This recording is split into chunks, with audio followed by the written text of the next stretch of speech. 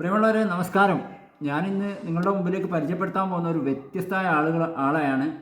ആള് എന്ന് വെച്ച് കഴിഞ്ഞാൽ ഒരു നമ്മുടെ എന്താ പറയുക, നമുക്ക് സാധാരണഗതിയിൽ നമുക്കെല്ലാം ഒരു കാര്യങ്ങളൊക്കെ മറന്നു പോകുന്ന ആളുകളാണ്. അധികം മെമ്മറി പവറുകളൊന്നും അധികം ആളുകൾക്കും ഇല്ല. പക്ഷേ ഇയാളോട് ചോദിച്ചു കഴിഞ്ഞാൽ പാട്ടുകളെക്കുറിച്ച് ചോദിച്ചു കഴിഞ്ഞാൽ ഭയങ്കര മെമ്മറിയാണ്. കാരണം 2000-ഓളം അല്ലേ, 2000 പാട്ട് 2000 കിട്ടും. 2000 പാട്ട് എനിക്ക് ബൈഹാർട്ടാ. യേശുദാസ് പറഞ്ഞതിന് മുമ്പുള്ള Udayabhanu, K S George, AM Raja, Mehboob, CO Anto, Kamukara, അങ്ങനത്തെ പഴയ എല്ലാ പാട്ടും എനിക്ക് കാണാപ്പാടാ. പിന്നെ യേശുദാസ് തൊട്ടും കുറേയൊക്കെ എനിക്ക് കാണാപ്പാടാ. ആള് തൃശ്ശൂരാണ്. മാത്യു എന്നാണ് പേര്. ഞാൻ പേരും കാര്യങ്ങളൊക്കെ മറന്നുപോയി പറയാൻ. കാരണം എനിക്ക് ഏറ്റവും കൂടുതൽ മറവിയുള്ള ആളാണ്. അപ്പോൾ എന്താ വെച്ചാൽ ഞാനത് നേരത്തെ പറയാതെ പറഞ്ഞ ഇയാളെ കഴിവാണ് അതിലേക്കാണ് എൻ്റെ ശ്രദ്ധ ഫുള്ള് വന്നത്. ഏത് സിനിമയാണെങ്കിലും ആ സിനിമയുടെ ഒരു പഴയ സിനിമയുടെ പേര് പറഞ്ഞു കഴിഞ്ഞാലോ അല്ലെങ്കിൽ ആ പാട്ട് ഒന്ന് ജസ്റ്റ് ഒന്ന് പാടിക്കൊടുത്തു കഴിഞ്ഞാൽ ആരാ പാടിയത് എന്നൊക്കെ കൃത്യമായിട്ട് പറയും. പിന്നെ ഞാനിപ്പോൾ ജസ്റ്റ് ഒരു പാട്ട് പാടാൻ പോവാണ്. അന്നു നിന്നെ കണ്ടതിൽ പിന്നെ അനുരാഗമെന്തെന്ന് ഞാനറിഞ്ഞു. ഈ പാട്ട് ആരാണ് എഴുതിയത്, ആരാണ് പാടിയത്? അത് ഉണ്ണിയാർച്ച എന്ന പടത്തിലെ AM രാജൻ, പി ലീല ചേച്ചി പാടിയ പാട്ടാ. അന്നു നിന്റെ അനുരാഗം എന്തെന്ന് ഞാൻ അറിഞ്ഞു. മാനെന്നും വിളിക്കില്ല, മയിലെന്നും വിളിക്കില്ല. ഈ പാട്ട് നീലക്കുയില് എന്ന ചിത്രത്തിൽ മെഹബൂബ് പാടിയതാ. കണ്ടോ, ഇത്രയും പെർഫെക്റ്റ് ആയിട്ട് മെമ്മറി പവറുള്ള ഒരാളെയാണ് നമ്മളിപ്പോൾ മുന്നിൽ കൊണ്ടുവന്നിരിക്കുന്നത്. ഇപ്പം ഞാനിത് കൊണ്ടുവരാൻ കാരണം എത്രയോ ആളുകൾ പാട്ടിനെ സ്നേഹിക്കുന്നുണ്ട്. കാരണം ഈ വ്യക്തി എന്ന് പറയുന്നത്, ചേട്ടന് എത്ര വർഷമായി ഈ ഒരു മേഖലയിൽ? ഞാൻ ഇപ്പോൾ 10ാം ക്ലാസ് പാസ്സായിട്ട് 51 കൊല്ലം കഴിഞ്ഞു. 68 വയസ്സായി എനിക്ക്. ഒരു 8-10 വയസ്സുള്ളപ്പോൾ, 11 വയസ്സുള്ളപ്പോൾ, ഞാൻ 6-ലൊക്കെ 7-ലൊക്കെ പഠിക്കുന്ന കാലത്ത് ഞാൻ സ്കൂളിൽ എന്നെ ടീച്ചർമാർ എടുത്താൽ കൊണ്ടുപോകാൻ സ്റ്റേജിലേക്ക് പാട്ട് പാടാൻ. അന്ന് ഞാൻ എൻ്റെ കുഞ്ഞു ശബ്ദമായിട്ട് പാട്ട് പാടുന്നത് അവർക്കൊക്കെ ഇഷ്ടമാണ്. അതിനുശേഷം കാലങ്ങളോളം ഇങ്ങോട്ട് വന്നൊരു പാട്ട് പാടി, മാത്രം ഒരു പാട്ട് പാടി എന്നിട്ട് പലരും പറയുന്നത് എനിക്ക് പാട്ടിന് കഴിവുണ്ടെന്ന് എനിക്കറിയില്ല. ഞാൻ ഓമലാൾ മറ്റൊക്കെ പാടും. പലർക്കും എന്നോട് പാടിപ്പിക്കാറുണ്ട്. ചെറുപ്പം തൊട്ടാണ് ഞാൻ പാട്ടിനോട് ചൊരണം. പിന്നെ എൻ്റെ 5-6 വയസ്സുള്ളപ്പോൾ ഞാൻ 1-ലൊക്കെ പഠിക്കുമ്പോൾ 60 കൊല്ലമൊക്കെ മുമ്പ് ഞാൻ എൻ്റെ വീടിൻ്റെ അടുത്തൊരു വീട്ടിൽ ട്രാൻസിസ്റ്റർ റേഡിയോ മേടിച്ചു. അപ്പോൾ അവിടെ അതൊക്കെ അന്ന് അപൂർവമാണ്. അപ്പം ഞാൻ ഒരു 7 മണിയാകുമ്പോൾ നിങ്ങൾ ആവശ്യപ്പെട്ട ചലച്ചിത്രകാരൻ പറയുമ്പോൾ ഞാൻ വേലിയിലേക്ക് ഓടും. അവിടെ നീർക്കോലിയും ഒക്കെ ഉണ്ട്. ഇതുവരെ പാമ്പൊന്നും കടിച്ചിട്ടില്ല. അപ്പോഴേ അവിടെ പാട്ട് പറയുമ്പോഴേക്കും സ്വർണ്ണഗോപുരം എന്ന് പറയുമ്പോഴേക്കും ജയചന്ദ്രൻ പാടിയ ദൈവദർശനത്തെ 1000 പാത്രങ്ങൾ, അത് യേശുദാസ് പാടിയ നദിയിലത്തെ, അങ്ങനെ എല്ലാം ഞാൻ പറയുമ്പോൾ ഞാനൊരു പുസ്തകത്തിലും അത് തയ്യാറാക്കി വെച്ചിട്ടുണ്ടായിരുന്നു. അതൊക്കെ എൻ്റെ ലിപ്പിൻ്റെങ്കിൽ ഒരു വലിയൊരു മുതൽക്കോട്ടായിരിക്കും.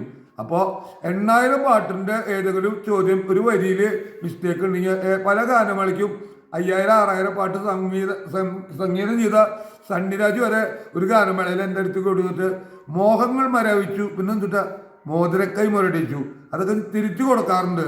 അപ്പോൾ അവർക്കും എനിക്കും എല്ലാം കാണാൻ പാടാം. എനിക്ക് ഇന്ന് വരെ ഞാൻ നൊട്ടേഷൻ സ്റ്റാൻഡ് ഫോണോ നോക്കിയിട്ട് പാടിയിട്ടില്ല. എനിക്ക് അതിൻ്റെ ആവശ്യമില്ല. എനിക്കൊന്നാമത് അങ്ങനത്തെ ഫോണുമില്ല. എനിക്ക് അങ്ങോട്ടും ഇങ്ങോട്ടും വിളിക്കുന്ന ഫോണുള്ളൂ. അപ്പോൾ ഗാനമേളയ്ക്ക് ഞാൻ ചെല്ലുമ്പോൾ എൻ്റെ പെൻ ഡ്രൈവ് എല്ലാവരും ഫിറ്റാവില്ല. മൊബൈലിന് ഞാൻ അവിടെ വരുന്ന ആൾക്കാരോട് പറയും ഇന്ന പാട്ടുണ്ടാ, ഇന്ന പാട്ട് വെച്ചിട്ട് പാടാറുണ്ട്. ചേട്ടന് സ്വർണ്ണമാണോ വലുത്, അല്ല സ്വർണ്ണമാണോ ഏറ്റവും വിലയുള്ളത്, പാട്ടാണോ ഏറ്റവും വിലയുള്ളത്? ഏറ്റവും വലുത് ലോകത്ത് സ്നേഹമാണ്. സ്നേഹത്തിൻ്റെ ഒരു വകഭേദമാണ് പാട്ട്. പാട്ടിനെ സ്നേഹിക്കുന്ന ഒരാൾക്ക് ദുഷ്ടനാവാൻ പറ്റില്ല. പാട്ടിനെ, ചിത്രശലഭങ്ങളെ, കുട്ടികളെ, പൂക്കളെ ഒക്കെ സ്നേഹിക്കുന്നവർ, പാട്ടിന് സ്നേഹിക്കുന്നവർ ഒരിക്കലും ദുഷ്ടന്മാരാവില്ല. അവരുടെ മനസ്സിൽ നിഷ്കളങ്കത, സ്നേഹം അതൊക്കെ ഉണ്ടാവുള്ളൂ. ചേട്ടൻ്റെ ഈ പാട്ട് ജീവിതത്തിൽ സ്റ്റേജിലുണ്ടായ അനുഭവങ്ങൾ എന്തൊക്കെയാണ്? ഞാൻ ഇപ്പോൾ ഒരു സ്റ്റേജിൽ പാടാൻ ചെല്ലുമ്പോൾ, ഞാൻ നല്ലങ്ങര മണ്ണുത്തി ഇടവകക്കാരനാണ്. അവിടെ ഞാൻ സ്റ്റേജിൽ ഞാനൊരു പാട്ട് പാടുന്നു പറഞ്ഞാൽ അന്ന് അവിടെ ഞാൻ തന്നെ കഥ എഴുതിയിട്ട് മുഖവര എഴുതുന്ന ഭംഗിയില്ലെന്ന് എനിക്കറിയാം. അപ്പോൾ ഞങ്ങളുടെ ഈ പള്ളിയുടെ ബാക്കിൽ ഗ്രൗണ്ടിൻ്റെ വലിയ ഒരു കോളനി 10-500 വീടുണ്ട്. നമ്മുടെ മാത്തേട്ടം പാടുന്നത് അവിടെ ഹിന്ദുക്കളും ക്രിസ്ത്യാനികളും ഞങ്ങളുടെ ഇടവക്കാരും ഒക്കെ കൂടിയിട്ട് നിറഞ്ഞതൊക്കെ ഉണ്ടാവും. അപ്പോൾ എന്നോട് അവർ ചോദിക്കും അത് മാത്രം പാടുമ്പോൾ ഞാൻ ലിസ്റ്റ് പ്രകാരം വിളിക്കുക. ഞാൻ വയസ്സായ ആളാണ്. അവിടെ സ്റ്റേജിൻ്റെ ബില്ല് 5-6 വയസ്സായ അങ്കൻവാടി പിള്ളേരും നഴ്സറി പിള്ളേരും മേക്കപ്പ് ഇട്ടിട്ടാണ് കിടക്കണേ.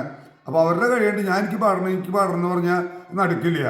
അപ്പോൾ അവരുടെ കഴിഞ്ഞിട്ട് അപ്പം എൻ്റെ പാട്ട് പാടുമ്പോൾ എല്ലാവരും തുള്ളി ചേരും. വിസ്മയി, രാജീൻ, അമ്മിണി, കാർത്തികരൊക്കെ കഴിഞ്ഞിട്ട് എൻ്റെ പാട്ട് കഴിഞ്ഞേക്ക് ഒരു 10-50 പേര് ഏറ്റാ പോകും.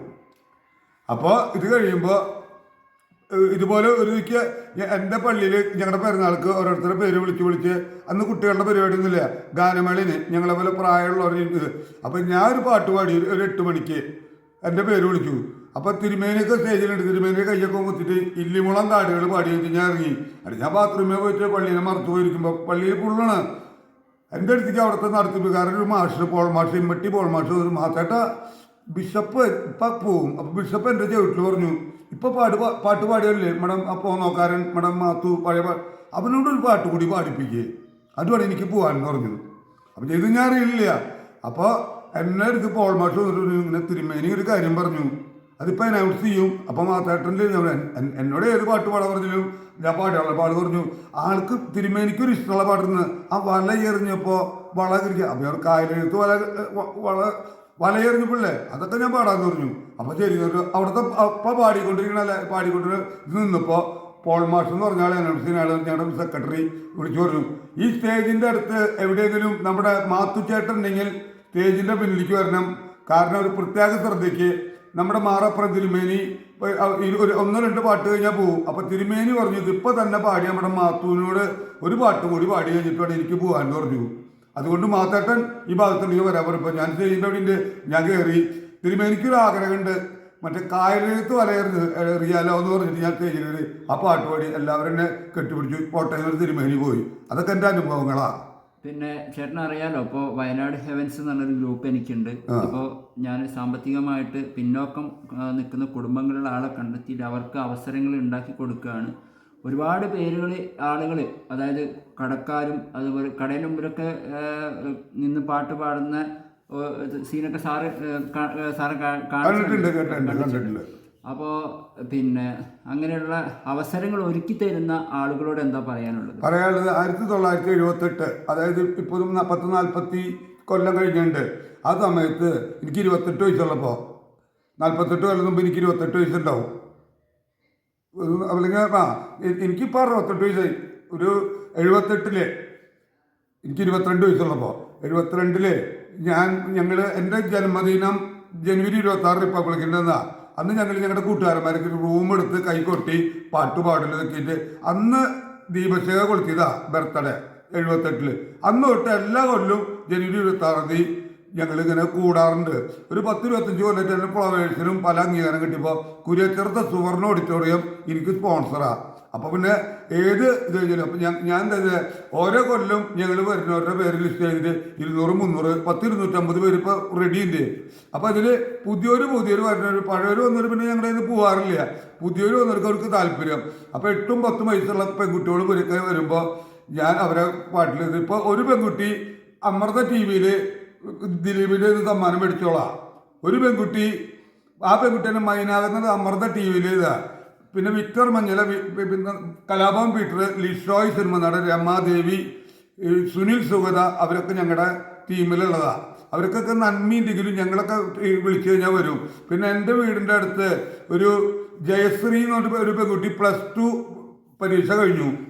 അവളാണ് ഈ സിനിമയിൽ അണ്ണാറ കണ്ണ വാന്നുള്ളത് അഭിനയിച്ച് പഠിച്ചത്. അവളൊക്കെ ഞങ്ങളുടെ ഇതിലുള്ള ഞങ്ങളുടെ ഇത് വളർച്ചയിൽ അവള് സിനിമയിലും അവൾക്ക് സമ്മാനം കിട്ടുന്നു. +2 പരീക്ഷയ്ക്ക് MRP 120 മാർക്ക്, അല്ല 1200 മാർക്കിലാണ് MRP.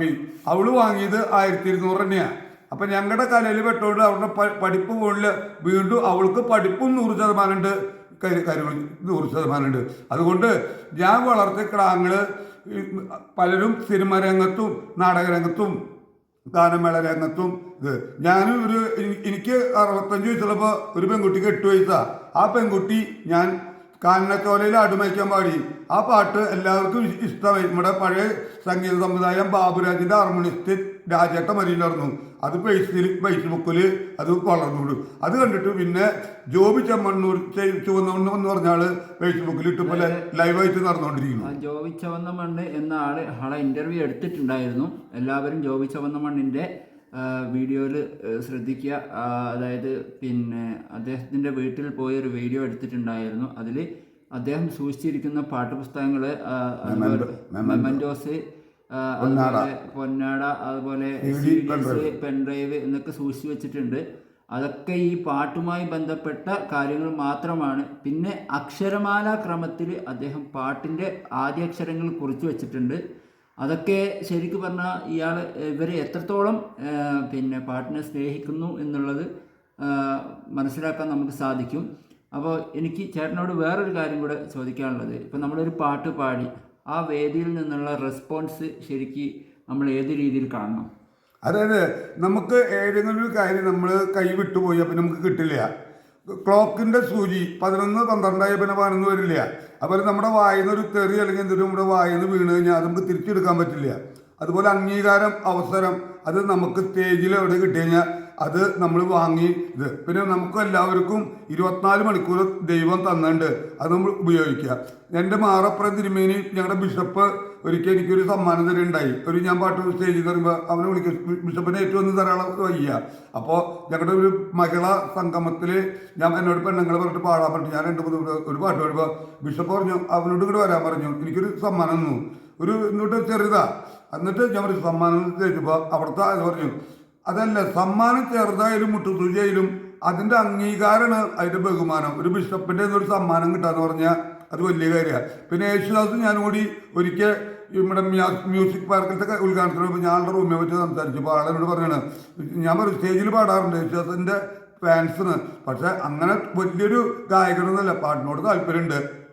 അതുകൊണ്ട് ഇപ്പോൾ യേശുദാസിൻ്റെ ഇത് പറയുമ്പോൾ ദാസോട്ട് പറഞ്ഞറിയാം, കറക്റ്റാണോ പാട്ടൊക്കെ അസലായിട്ട് പഠിച്ചിട്ടുണ്ട്, കറേജ് ആണോ എന്ന് വെച്ചാൽ ആദ്യത്തെ കറേജ് നമ്മൾ സ്റ്റേജിൽ നിന്ന് വിറക്കുക, അല്ലെങ്കിൽ അയ്യോ സ്റ്റേജിലല്ല കാണികൾ ആരവിടെ ഇരുന്നാലും നമ്മൾ നമ്മുടെ പാട്ട് ഭംഗിയാക്കുക, തറാക്കുക, അതിനെ കറേജ് എന്ന് പറയും, കറക്റ്റ് എന്ന് പറയും.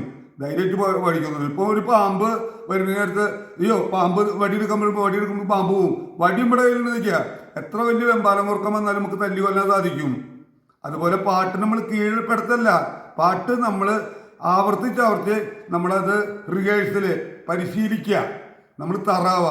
അതിൻ്റെ പിന്നെ സംഗീതം എന്ന് പറയുന്നത് മനസ്സിൻ്റെ സ്വരരാഗ ഗംഗാ പ്രവാഹമാണ്. അതിൻ്റെ വേര്, മരം, തണ്ട്, ഇല, പൂക്കള്, പൂമ്പൊടി, അതിലുള്ള ഒഴുകണ തേൻ, ഇതിൻ്റെ എല്ലതും നമ്മൾ ആസ്വദിക്കാനും അനുഭവിക്കാനും കഴിവുണ്ടെങ്കിൽ മാത്രമേ അയാൾ പാട്ടിലേക്ക് പോകണ്ടോ. അല്ലാണ്ട് പിന്നെ മലയാള പാട്ട് ഇപ്പോൾ വയലാറായാലും യൂസഫ് അലി ആയാലും പി ഭാസ്കർ എഴുതുന്ന പാട്ടിൻ്റെ ഓരോ വരിയിലുണ്ട് അതിലർത്ഥം.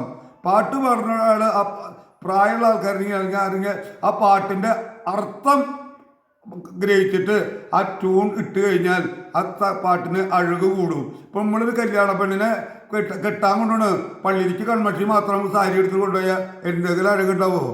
അപ്പം ശരീരം എന്ന് പറയുന്നത് പാട്ട്, ആ പെണ്ണ് ധരിക്കുന്ന ആഭരണം, അത് സംഗീതത്തിൻ്റെ ഓർക്കസ്ട്ര. ആ സംഗീതത്തിൻ്റെ ഓർക്കസ്ട്രയും ഈ പാട്ടും കൂടി ശരീരവും ആഭരണം കൂടി ആകുമ്പോൾ അതൊരു കല്യാണ പെണ്ണല്ല, വികാര പെണ്ണാവും. അതായത് കരോക്കെ എന്നുള്ളത് ആ സംഗീതത്തെ സൗന്ദര്യമാക്കുന്നതാണ്. നമ്മുടെ വോയിസ് എന്നുള്ളത് അതും കൂടെ ചേരുമ്പോഴാണ് നമ്മളൊരു സംഗീതമായി മാറുന്നത്. അപ്പോൾ ആൾ പറയുന്നത് എന്താ വെച്ച് കഴിഞ്ഞാൽ സംഗീതം എന്നത് ആഭരണവും കരോക്കെ അല്ല ഇൻസ്ട്രുമെൻറ്റും ചേരുമ്പോഴാണ് ഇതാവുന്നത് എന്നാണ് ആൾ പറയുന്നത്. ഇനി എനിക്ക് അടുത്ത ചോദ്യം നിങ്ങളോട് ചോദിക്കാനുള്ള എന്താണെന്ന് വെച്ച് കഴിഞ്ഞാൽ, ഇപ്പോൾ നമ്മളൊരു പാട്ട് അവതരിപ്പിച്ച് അതിന് നെഗറ്റീവ് കമാൻഡും പോസിറ്റീവ് കമാൻഡും ഉണ്ടാവും. ഇതെങ്ങനെ നമ്മൾ കാണണം? അതായത് ഞാൻ സ്റ്റേജിൽ പാട്ട് പാടിപ്പോൾ ഈ പറഞ്ഞോണം ആൾക്കാർ കുറേ പേര് പോയി, അപ്പോൾ ഞാൻ 10 പേര് അത് അല്ലോ മാത്തേട്ടാ കലക്കി എന്ന് പറഞ്ഞത് എനിക്ക് വലിയ താല്പര്യമില്ല. അതിപ്പോൾ നമ്മൾ ഒരാൾ സ്റ്റേജിൽ നാണോമാനുണ്ട്, ഒരു മടിയിലുണ്ട്, തുള്ളി ചാടിച്ച് അവിടെ സ്റ്റേജിൽ ഏത് മന്ത്രി ഇരുന്നാലും നമുക്കത് നോക്കണ്ട, പാടിച്ച് ഇറങ്ങുമ്പോൾ ഒരാൾ പറഞ്ഞ് അത് മാത്രമേ കലക്കി, വേറെ ആൾ പറഞ്ഞ് ജോറായിട്ടാ എല്ലാവരും കേട്ടിരുന്നു. അപ്പം എൻ്റെ ചേച്ചി എന്നെ വിളിച്ചിട്ട് പറഞ്ഞു, നീ പാടിയ പാട്ടിൽ വസുന്ധരി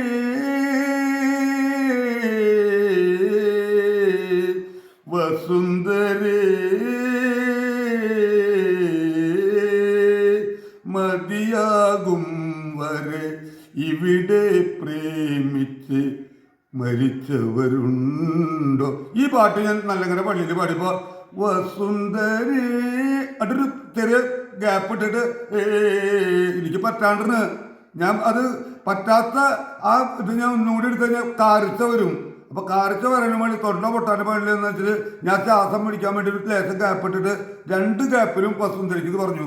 സ്റ്റേജിൽ നിന്ന് ഇറങ്ങിയപ്പോൾ എൻ്റെ ചേച്ചി പറഞ്ഞു അവിടെ തോന്നിയപ്പോൾ ഒരു നീയും എൻ്റെ യഥാർത്ഥ കൂട്ടുകാരി, കാരണം പാട്ടിൻ്റെ കുറവ്, എന്നിൽ വന്ന തെറ്റ് നീ ചൂണ്ടി കാണിച്ചു. ഇത് കഴിഞ്ഞിട്ട് 2 മാസം കഴിഞ്ഞപ്പോൾ കുരേത്തറ എനിക്ക് സ്പോൺസർ ചെയ്ത കോളിൽ ഈ ഗാനമേള നടത്തുമ്പോൾ എൻ്റെ കൂട്ടുകാരൻ ലിഷോയി, വിക്ടർ മഞ്ഞലൊക്കെ വന്നുകൊണ്ടിരിക്കുമ്പോൾ ഈ സിനിമ പിന്നണി ഗായകൻ ജയിച്ചത് ലിഷോയ് എന്ന് പറയുന്ന ആളെ നമ്മൾ പിന്നെ ശരിക്ക് പരിചയപ്പെടുത്തേണ്ട ആവശ്യമില്ല. ലിഷോയ് എന്ന് പറയുന്നത് നമ്മുടെ കസ്തൂരിമാൻ സിനിമയിൽ കുഞ്ചാക്ക ബോബൻ എന്ന മഹാനടൻ്റെ അച്ഛനായി അഭിനയിച്ച ആളെയാണ് ലിഷോയ് എന്ന് പറയുന്നത്.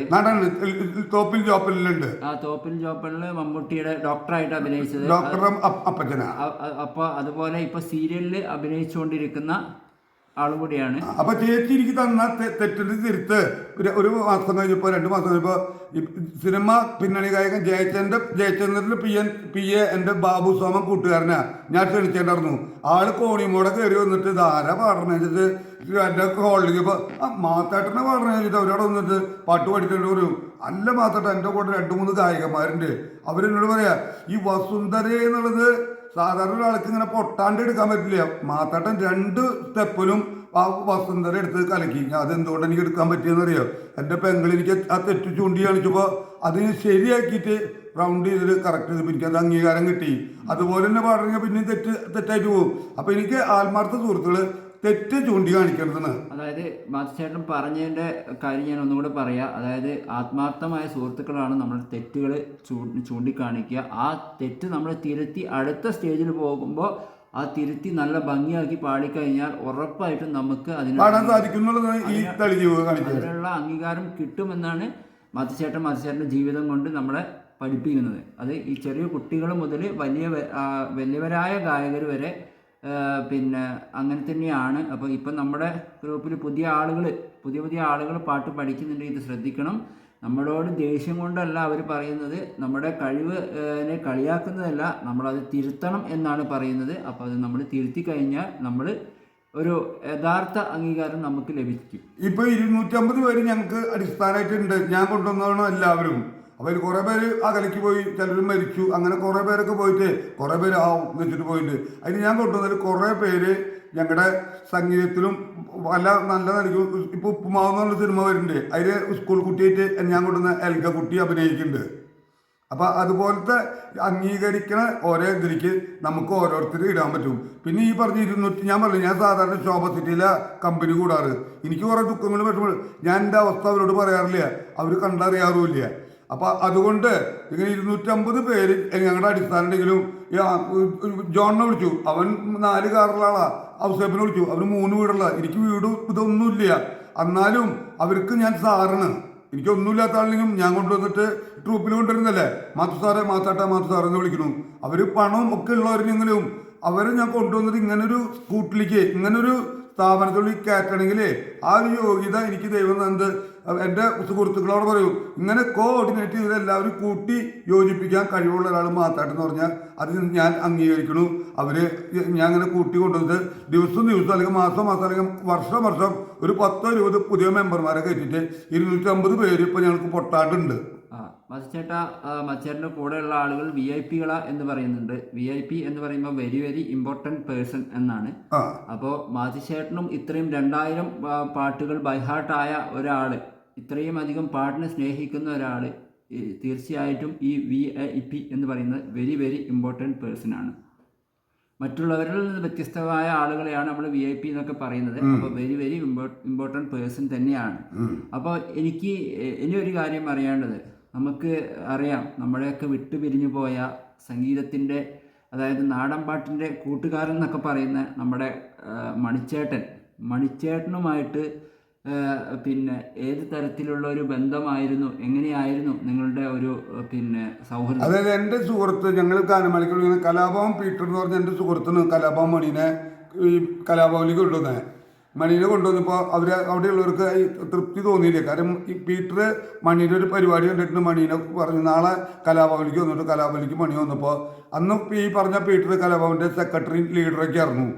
അവൻ ഒരു ഇങ്ങനെ അതൊന്നും ശരിയാവില്ല, അത് ചെക്കൻ ഒരു കനം കളഞ്ഞിട്ട് എന്തൊട്ട് കൊണ്ടുവന്നിട്ട് അന്ന് അല്ലെങ്കിൽ പിറ്റേ ദിവസം കരുനാഗപ്പള്ളിയിൽ ഒരു കലാഭവൻ്റെ ഒരു പരിപാടി ഉണ്ടായിരുന്നു. അപ്പോൾ അവരുടെ വണ്ടിയിൽ അവർ മുമ്പിൽ ഈ ചെക്കനോടും കയറാൻ പറ്റും. അവർ പോയി അവിടെ നിന്നിട്ട് പരിപാടി നടന്നുകൊണ്ടിരിക്കുമ്പോൾ കലാഭവൻ വീട്ടിൽ പറഞ്ഞു മണിയോട്, നിന്റെ ഇത് ഇന്നലെ ഞാൻ നീ ആ ഇരിഞ്ഞാലക്കുട ചെറുപ്പിലങ്ങോട്ട് അവതരിപ്പിച്ചത് ഒന്ന് എടുക്കാൻ പറയുമ്പോൾ അത് എടുത്ത് അതിമനോഹരമാക്കി കാണാൻ ഇതിൽ ഒരു ചടച്ചൊരു പയ്യനാ.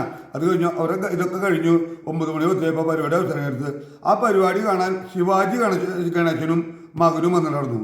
അപ്പോൾ ശിവാജി ഇവിടെ വന്നിരുന്നപ്പോൾ ശിവാജി പറഞ്ഞു ഒരു ആഗ്രഹമുണ്ട്, ആ മണി എന്ന് പറഞ്ഞ കുട്ടി ചെയ്തില്ലേ അതൊന്നും കൂടി ഞങ്ങൾക്ക് കാണുന്ന ആഗ്രഹമുണ്ടെന്ന് പറഞ്ഞു. അപ്പം മണി ചെയ്ത കല എന്തുകൊണ്ടെന്ന് അറിയില്ല.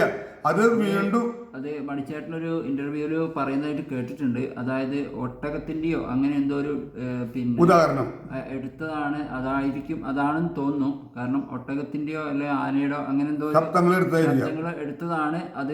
പിന്നെ അപ്പൊ അങ്ങനെ ശിവാജി ഗണേശന്റെ ഇത് പ്രകാരം അങ്ങോട്ട് ഒന്നും കൂടി ഭംഗിയായിട്ട് പാടിയപ്പോൾ കലാഭവൻ ഒരു പവറും കൂടി, കലാഭവൻ ട്രൂപ്പിനൊരു വലിയ അംഗീകാരമായി. അത് ഇവരൊക്കെ തിരിച്ചു വന്നു. പിറ്റേ ദിവസം കലാഭവൻ മണിനെ ഈ പീറ്ററിന്റെ കെയർ ഓഫിൽ മെമ്പർഷിപ്പ് കൊടുത്തു. 2-3 കൊല്ലം കഴിഞ്ഞപ്പോൾ കലാഭവന്റെ മണീന് അതിന്റെ ലീഡറായി. അങ്ങനെ നിൽക്കുമ്പോൾ ഞാനും മണിയായിട്ടുള്ള ബന്ധം ചാലക്കുടിയിൽ ഞാൻ പുസ്തകം കൊടുക്കണ പീടികത്തെ ശശിയേട്ടൻ മണിയുടെ വീടിൻ്റെ അയൽക്കും കൂട്ടുകാരാ. അപ്പം എന്നെ പറ്റി മണിയോട് പറയാറുണ്ട്, മണീനെ പറ്റി എന്നോടും പറയാറുണ്ട്. മണിയുടെ ഡൂപ്പ് ഉണ്ണികൃഷ്ണനും ഞാനും കൂട്ടുകാരാ. ഇപ്പോഴും ഉണ്ണികൃഷ്ണനായിട്ട് ബന്ധമുണ്ട്. അങ്ങനെ ഒരു ദിവസം പറഞ്ഞു മാത്രം നമ്മുടെ മണി വന്നിട്ട് പറയുമ്പോൾ ആ കല എവിടെ പുഴയിൽ കുളിക്കുന്നത് പറഞ്ഞു.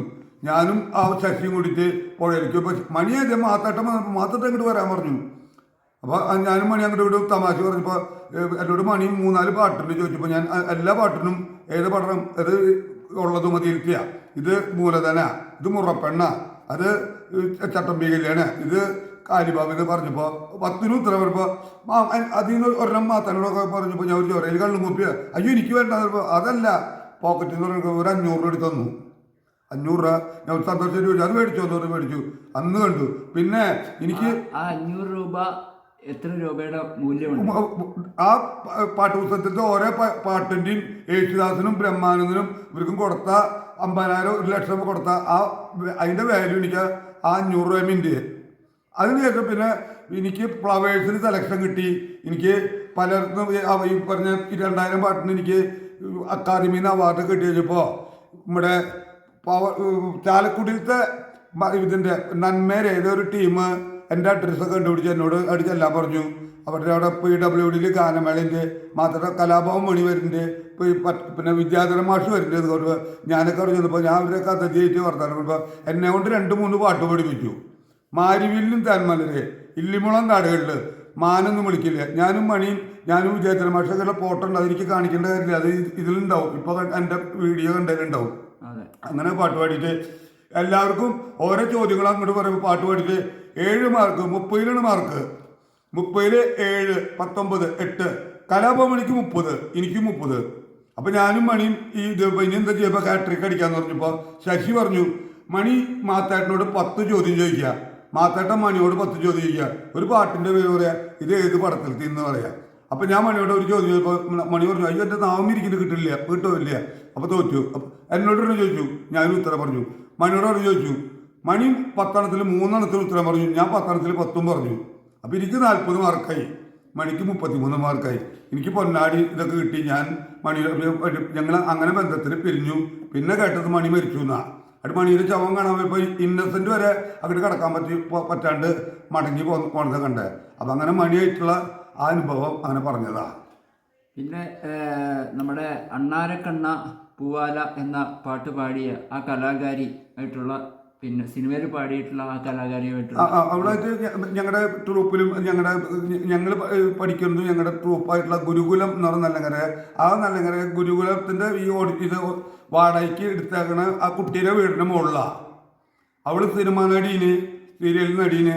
അവൾ ഞങ്ങളുടെ ഇതിൽ ഹാർമോണിയൊക്കെ പഠിക്കാൻ ഓടക്കൊള്ളൊക്കെ വായിക്കവർ. ഞാൻ നേരത്തെ പറഞ്ഞോണം സിനിമയിൽ അഭിനയിച്ചുകൊണ്ടിരിക്കണു. അപ്പുറത്ത് +2-ന് 1200 മാർക്ക് മേടിച്ചു. അപ്പം ഞങ്ങളുടെ കൂടെ കൂടിയ എല്ലാം കൊണ്ടും ഗുണം ഉണ്ടാവുള്ളൂ. ഈ മറ്റേ പറഞ്ഞ എൽഗാന്ന് പറഞ്ഞ കുട്ടി ഉപ്പുമാവില് ഇത് സിനിമ നടിയിട്ട് അഭിനയിക്കണു. പിന്നെ ദിലീപിൻ്റെ ഇന്ന് ഈ മറ്റേ ഇതുണ്ട് സൗണ്ട് തോമേലത്തെ പാട്ട് ദിലീപിൻ്റെ മുമ്പിൽ വെച്ച് അമൃത TV ഫ്ലവേഴ്സിലൊക്കെ പാടിയതിന് ദിലീപിൻ്റെ 20,000 ചെക്ക് മേടിച്ചിട്ടുണ്ട്.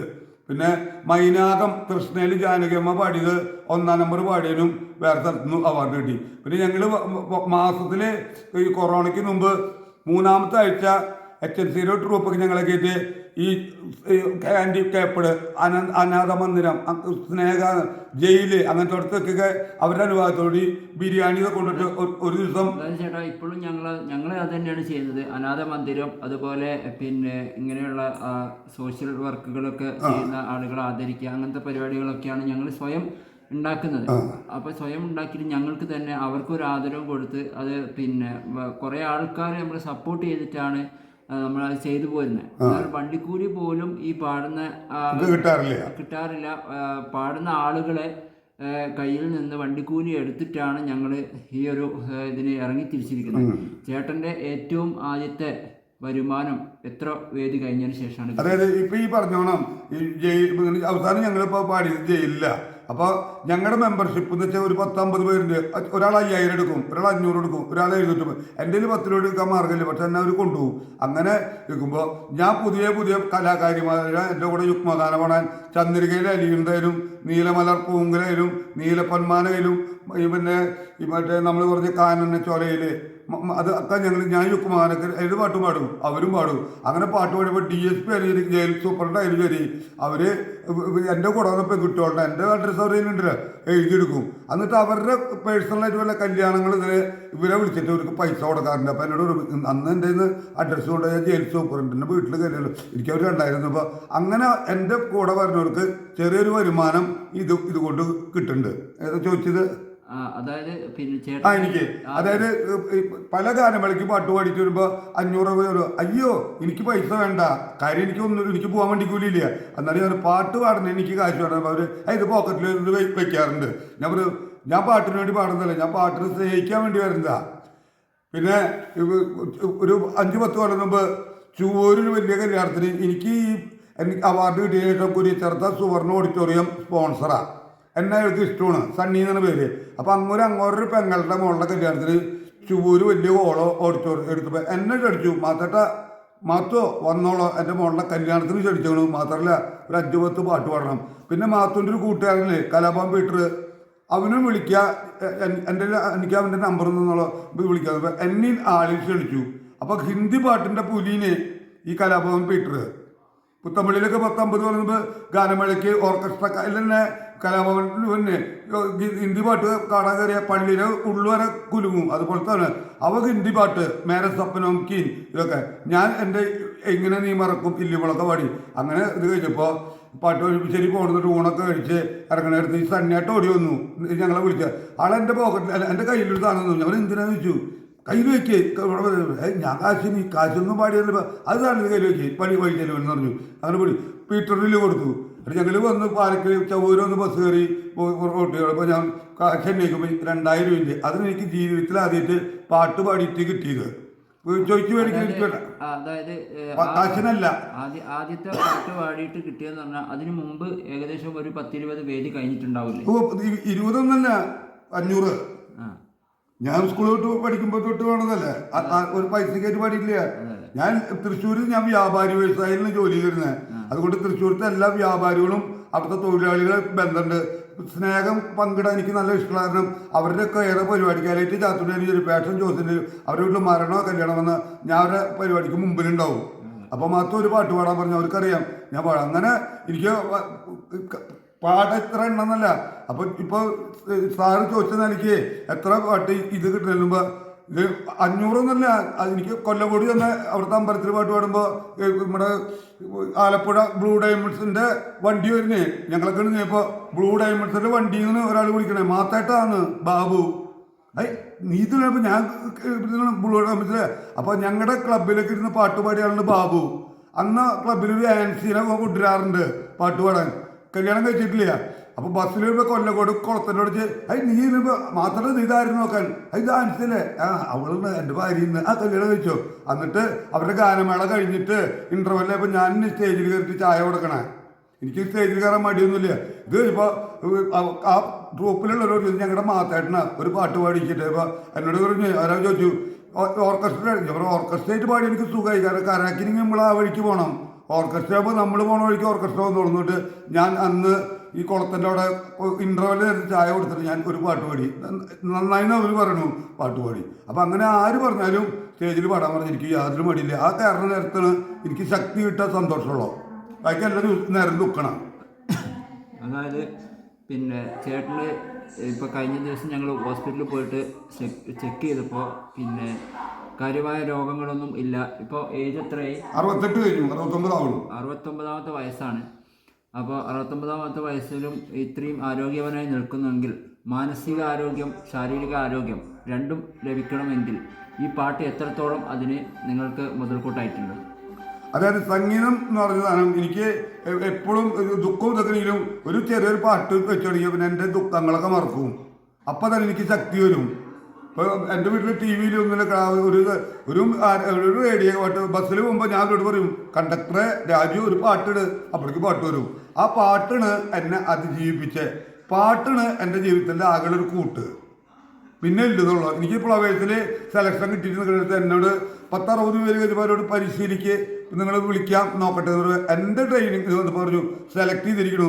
അപ്പോൾ ഇത്ര നാളായിട്ടൊന്നും ഇത് കയറാൻ പറ്റുമ്പോൾ ആരെടുക്കാനെന്ന് പറയും. ഞാൻ തന്നെ മാളയ്ക്ക് പുസ്തകം കൊണ്ട് പോകേണ്ട ആളാണ്. എൻ്റെ ക്ലൗദായിരിക്കണു. അവൻ എന്നെ ബൈക്കമ്പോൾ പിടിച്ച് കെട്ടിയിട്ടിട്ട് കൊണ്ടുവന്നപ്പോൾ മണി 6 ആയി. അവനെ വിളിക്കാൻ പറഞ്ഞു. അവനെ വിളിച്ചു. എന്നിട്ട് വരുന്നുണ്ട് തോമസ്, എത്രയ്ക്ക് പഠിക്കണ? +2-ന്. അപ്പനെ പറ്റി നിനക്ക് എന്താ അഭിപ്രായം ചോദിച്ചു. അപ്പോൾ പറഞ്ഞു, ഞാൻ അപ്പൻ്റെ മോൻ, എന്നേലും ഇഷ്ടം അപ്പന് പാട്ടിനോടാ. അപ്പം ഞാൻ മയക്ക് പഠിച്ചിട്ട് പറഞ്ഞേ, എനിക്ക് 41 വയസ്സുള്ളപ്പോഴാണ് ഇവൻ ജനിച്ചത്. അതിന് മുമ്പ് എനിക്ക് എൻ്റെ അമ്മേൻ്റെ ആയിരുന്നു, എൻ്റെ അപ്പൻ്റെ ആയിരുന്നു, എൻ്റെ പള്ളീൻ്റെ ആയിരുന്നു, എൻ്റെ ചേച്ചി ചേട്ടൻ്റെ ആയിരുന്നു, എനിക്ക് പാട്ടുകളുണ്ടായിരുന്നു. അതൊക്കെ എൻ്റെ മുതൽക്കൂട്ടാ. ഇവൻ ജനിച്ചു എന്ന് വെച്ചിട്ട് എനിക്കതൊക്കെ കളയാൻ പറ്റുമോ? അപ്പോൾ ഇവൻ എനിക്ക് സ്നേഹമുണ്ട്, പാട്ടിന് എനിക്ക് സ്നേഹമുണ്ട്. അപ്പോൾ എല്ലാവരും കൈയടിച്ചു. പിന്നെ എന്നെ സെലക്ഷനെ വിളിക്കുന്ന സമയത്ത് ഞാൻ ആശുപത്രിയിലായിരുന്നു, എനിക്ക് പോകാൻ പറ്റിയില്ല. അതുകൊണ്ട് സാറ് പറഞ്ഞില്ലേ ഇനി പറയും. അതെ. പിന്നെ ചേട്ടനെന്ന് വെച്ചാൽ എൻ്റെ കൂടെ ഇപ്പോൾ 10ഓളം ആളുകളുണ്ട്. അതിൽ അഞ്ജു മീനങ്ങാടി, എൽദോ അമ്പലവയൽ, അതുപോലെ പ്രബിൻ താളൂർ, അതുപോലെ ജയ മുട്ടിൽ, വേണു മുട്ടിൽ, ഞാൻ കൽപ്പറ്റയാണ്. അപ്പോൾ അമല മീനങ്ങാടി, അതുപോലെ ഇങ്ങനെയുള്ള കുറച്ച് ആളുകൾ, മേപ്പാടിയുള്ള 2-3 പയ്യന്മാർ, അവരൊക്കെ ജില്ലയുടെ വിവിധ ഭാഗത്തുള്ള ആളുകളാണ്. അപ്പോൾ ഞങ്ങളൊക്കെ ഈ ഗാനമേള സമയത്ത് ഒത്തുചേരുമ്പോൾ നമ്മൾ സ്വയം ക്രിയേറ്റ് ചെയ്യുന്ന വേദികളുണ്ടാവും. നമുക്കൊരു ആ സ്ഥലം തരും, കറണ്ട് തരും. അപ്പോൾ ഞങ്ങളവിടെ ക്രിയേറ്റ് ചെയ്യുമ്പോൾ ഞങ്ങളവിടെ വന്ന് പാട്ട് പാടുകയും ഒക്കെ ചെയ്യുന്നുണ്ട്. പാടിക്കഴിഞ്ഞ് കഴിഞ്ഞാൽ ഞങ്ങൾ സാധനങ്ങൾ, അതായത് മൈക്ക് ബോക്സ് വരെ ഞങ്ങൾ കയ്യിൽ നിന്ന് പിന്നെ വാടകയ്ക്ക് എടുത്തിട്ടാണ് ഞങ്ങൾ പോയിക്കൊണ്ടിരിക്കുന്നത്. കാരണം എങ്ങനെയെങ്കിലും നമ്മുടെ കൂടെയുള്ള ആളുകൾ ലോകം അറിയണം എന്നുള്ള ഒരു ആഗ്രഹം കൊണ്ട്. അപ്പോൾ ഈ വാടക എടുക്കുന്ന ഇപ്പോൾ ഞങ്ങൾക്ക് സ്വന്തമായിട്ട് ഒരു ചേട്ടൻ ഇപ്പോൾ പറഞ്ഞ പോലെ ജോബിച്ചവണ്ണ് ചേട്ടന് ഒരു മൈക്ക് വാങ്ങിത്തന്ന് എന്ന് പറഞ്ഞപ്പോൾ അത് വളരെയധികം സന്തോഷം തോന്നുന്നു. കാരണം ഒരു പാട്ടുകാരന് ഏറ്റവും കൂടുതൽ ആഗ്രഹിക്കുന്നതാണ് ഒരു ബോക്സ് അല്ലെങ്കിൽ ഒരു മൈക്ക്. ഞങ്ങൾ ആഗ്രഹിക്കുന്ന എന്താണെന്ന് വെച്ച് കഴിഞ്ഞാൽ, ഞങ്ങൾ ഏറ്റവും സാമ്പത്തികമായിട്ട് പിന്നോക്കം നിൽക്കുന്ന ആളുകളാണ്. ഞങ്ങൾക്ക് അന്നന്ന് കിട്ടുന്ന ഒരു വരുമാനം കൊണ്ട് തന്നെ ഞങ്ങൾക്കൊരു ബോക്സ് വാങ്ങിക്കുക എന്നുള്ളത്, 10-22,000 റുപ്യൻ്റെ ഒരു ബോക്സ് വാങ്ങിക്കുക എന്നുള്ളത് വളരെ പ്രയാസകരമായ കാര്യമാണ്. ഇപ്പം ഞങ്ങളുടെ ഏറ്റവും വലിയ ലക്ഷ്യം ഒരു ബോക്സ്, സ്വന്തമായിട്ട് ഒരു കരോക്കെ ബോക്സ് വാങ്ങിക്കുക എന്നുള്ളതാണ്.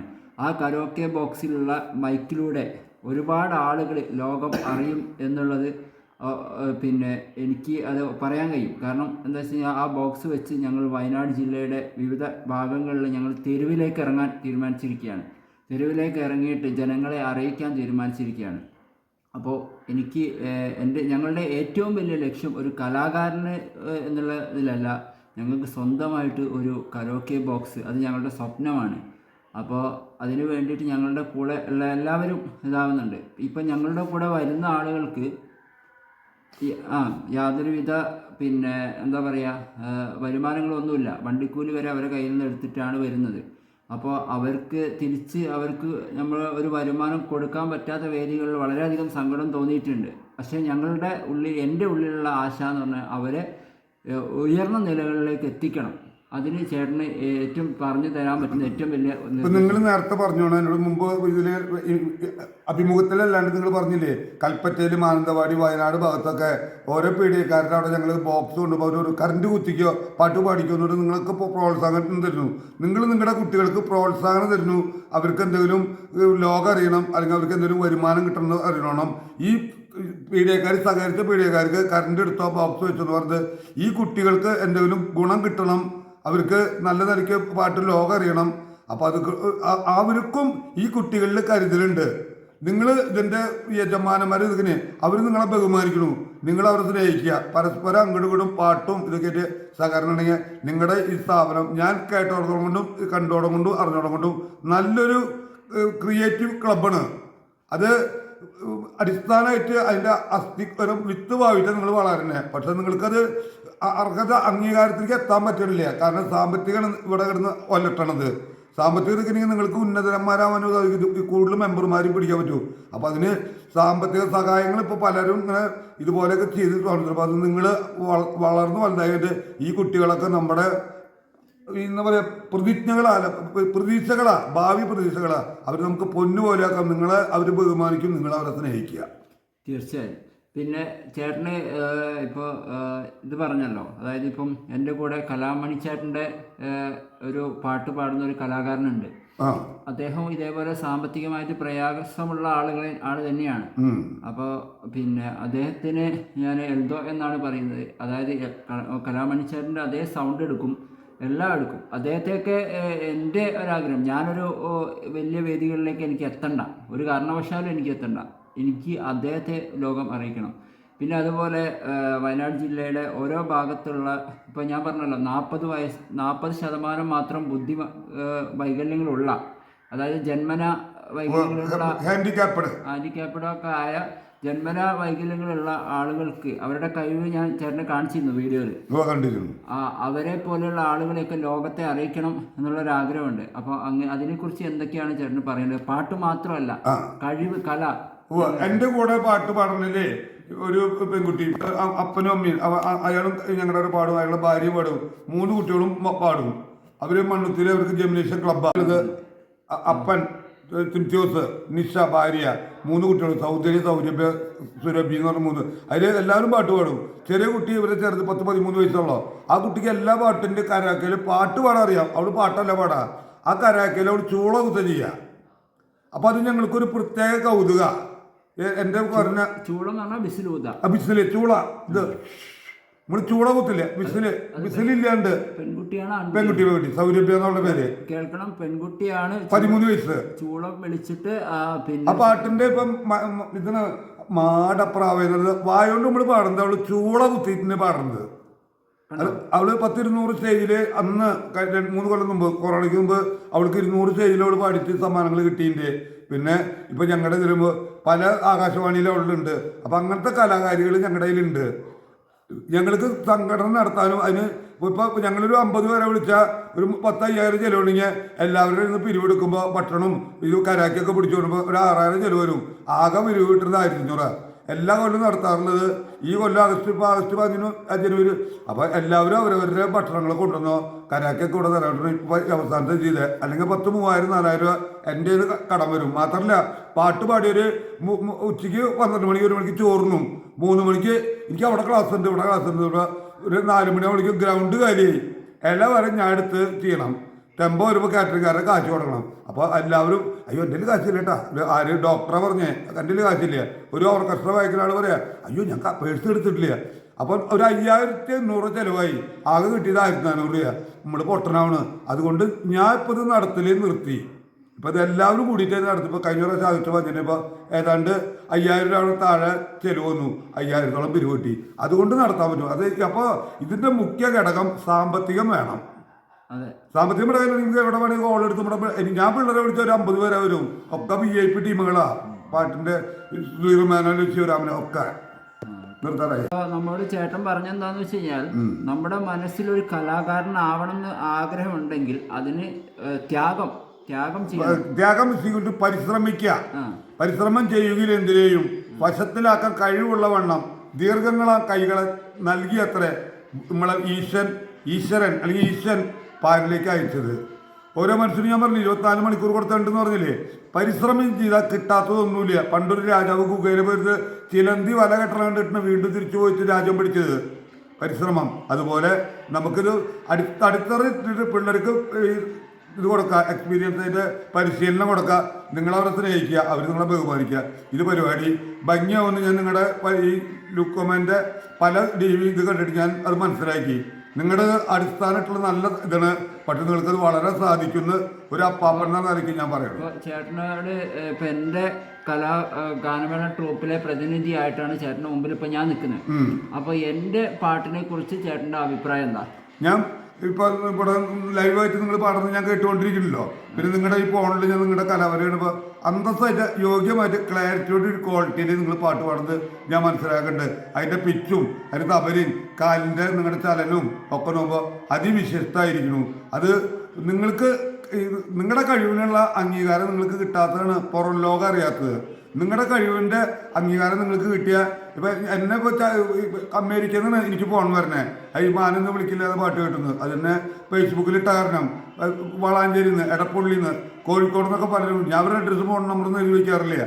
അപ്പോൾ അങ്ങനെ നമുക്ക് ഈ പുറം ലോകം ഒന്ന് അതിശക്തിയുക്തമായിട്ട് ഒന്ന് നമ്മൾ മുന്നോട്ട് പോകണം. ഞാൻ നിങ്ങളുടെ കൂടെ ഞാൻ ഇപ്പോൾ ലുക്കുമേനോട് പറഞ്ഞു നിങ്ങളുടെ ഒരു പരിപാടിക്ക് എന്നെ ഒന്ന് കൊണ്ടുപോകാം, ഞാൻ പാടാനില്ല, ഞാൻ അതൊന്ന് മനസ്സിലാക്കാനാ. എന്നിട്ട് അതിൻ്റെ കുറവ് കൂടുതൽ ഞാൻ പറയും, കുറവ് ഉള്ളത് പറഞ്ഞു തരുന്നൊരു യാഥാർത്ഥ കൂട്ടുകാർ. അപ്പം ഞാൻ എന്നെ നിങ്ങളൊന്ന് കൊണ്ട് കാണിക്കാം. ലുക്കോ എന്നോട് കാണിക്കാമെന്ന് പറഞ്ഞിട്ടുണ്ട്. ഞാൻ ഇപ്പോൾ തൽക്കാലം കുറച്ച് നാளைക്ക് കൽപ്പറ്റയിലുണ്ട്, ലുക്കോൻ്റെ കസ്റ്റഡിയിലുണ്ട്. അപ്പം ഞാൻ ഇത്രയൊക്കെ പറഞ്ഞു എനിക്ക് നിങ്ങൾക്ക് തരാൻ പറ്റുന്ന സ്നേഹം ഇതാണ്. അപ്പോൾ എല്ലാം കൊണ്ട് praise the Lord, all the best. എനിക്കതാ പറ്റുള്ളൂ. പണമല്ല, സംഗീതത്തിൻ്റെ കാര്യങ്ങൾ ഇല മുട്ട് പൂമ്പൊടി തേൻ എനിക്ക് നിങ്ങൾക്ക് ഒഴിച്ചു തരാൻ പറ്റും. ഇത്രയുള്ള മക്കളെ. അപ്പോൾ പിന്നെ വളരെയധികം നന്ദിയുണ്ട്. കാരണം ഒരുപാട് നല്ല കാര്യങ്ങൾ പറഞ്ഞു തന്നു. പിന്നെ അപ്പോൾ ഇത് ലോകം മുഴുവനും കാണുന്ന ഇവിടെ വെച്ച് ഞാൻ നിങ്ങൾക്കൊരു വാക്ക് തരികയാണ്. കാരണം ഇത് സംഗീതത്തെ സ്നേഹിക്കുന്ന ആളുകളെ മാത്രമല്ല, ഇതുപോലെ ജന്മന വൈകല്യങ്ങളുള്ള ആളുകൾക്ക് എന്തെങ്കിലും കഴിവുകളൊക്കെ ഉണ്ടെങ്കിൽ അവരെ ഞാൻ സോഷ്യൽ മീഡിയ വഴി അല്ലെങ്കിൽ ഫേസ്ബുക്ക് വഴി എൻ്റെ വാട്സപ്പ് ഗ്രൂപ്പ് അങ്ങനെയുള്ള വഴി പിന്നെ അവരെ ലോകത്തെ അറിയിക്കാൻ ഞാൻ ശ്രമിക്കും. അത് ഞാൻ നിങ്ങൾക്ക് ഇവിടുന്ന് തരുന്ന വാക്കാണ്. കാരണം ഇത് കാണുന്ന ആളുകളുണ്ടെങ്കിൽ, അങ്ങനെയുള്ള ആളുകളുണ്ടെങ്കിൽ എന്നെ വിളിച്ച് പറയുകയാണെങ്കിൽ അവരുടെ വീഡിയോ കാര്യങ്ങളൊക്കെ ഞങ്ങൾക്ക് അയച്ചു തരികയാണെങ്കിൽ എൻ്റെ ഫേസ്ബുക്ക് വഴി ഞാനത് അപ്ലോഡ് ചെയ്യാൻ തയ്യാറാണ്. കാരണം ഇത് സാമ്പത്തികം ഒന്നും പ്രതീക്ഷിച്ചിട്ടല്ല, ലോകം അറിയട്ടെ. കാരണം നമുക്ക് അധ്വാനിക്കാൻ, നമുക്കുള്ള വരുമാനത്തിൽ നമ്മൾ അധ്വാനിക്കുന്നുണ്ട്. അതിൽ ഉണ്ണാൻ മുടക്കാൻ ഇല്ല, കൂട്ടുവര കാണിച്ചു കൊടുക്കുന്നു, അത്രേ ഉള്ളൂ. അതായത് ഊട്ടുപുര അങ്ങോട്ട് പോയി ഭക്ഷണം കഴിക്കാൻ അത് കാണിച്ചു കൊടുക്കും, ചൂണ്ടിക്കാണിക്കാൻ എന്നെ കൊണ്ട് പറ്റും. ഒരു മീഡിയേറ്ററായിട്ട് നിൽക്കാൻ എന്നെ കൊണ്ട് പറ്റും. അപ്പോൾ അതുകൊണ്ട് കാണുകയാണെങ്കിൽ ഈ സ്ക്രീനിൽ കൊടുത്തിരിക്കുന്ന നമ്പറിൽ നിങ്ങൾക്ക് വാട്സപ്പ് ചെയ്യുക, ഇതിൻ്റെ അഭിപ്രായങ്ങൾ അറിയിക്കാം. പിന്നെ ഞങ്ങളുടെ പരിപാടികൾ ഇപ്പോൾ എൻ്റെ കൂടെയുള്ള ആളുകൾക്ക്, എനിക്കല്ല അവസരം വേണ്ടത്, എൻ്റെ കൂടെയുള്ള ആളുകൾക്കാണ് അവസരങ്ങൾ ഉണ്ടാവേണ്ടത്. അപ്പോൾ അവർക്ക് അവസരങ്ങൾ കൊടുക്കാൻ നിങ്ങൾ തയ്യാറാണെങ്കിൽ നിങ്ങൾ ഞങ്ങളെ വിളിക്കുക. ആ വിളിക്കേണ്ടതും ഈ നമ്പറിൽ തന്നെയാണ്. അപ്പോൾ എല്ലാവർക്കും ഒരിക്കൽ കൂടി നല്ലൊരു ദിവസം നേരുന്നു. എല്ലാവരും സന്തോഷത്തോടെ ഇരിക്കട്ടെ, പിന്നെ സമാധാനത്തോടെ ഇരിക്കട്ടെ. പാട്ടുകൾ കേൾക്കുക. പാട്ടുകൾ കേൾക്കുന്ന ആളുകൾക്ക് നല്ല ആരോഗ്യം ഉണ്ടാകും എന്നുള്ള ശാസ്ത്രം തെളിയിച്ചിട്ടുള്ളതാണ്. മനസ്സിൻ്റെ ഉദാഹരണമാണ് ഞാനാ. അതെ, എക്സാമ്പിൾ. 69 വയസ്സായ ആൾ ഇങ്ങനെയൊക്കെ പാടണമെങ്കിൽ എനിക്ക് ആരോഗ്യമുണ്ട്. അതെ. അപ്പോൾ എല്ലാവർക്കും പിന്നെ ഇന്നത്തെ വീഡിയോ അവസാനിപ്പിക്കുകയാണ്. എല്ലാവർക്കും നന്ദി. Good night. Good night. ഒന്ന് തുറക്കം തൊട്ടു ചെറുതായിട്ട്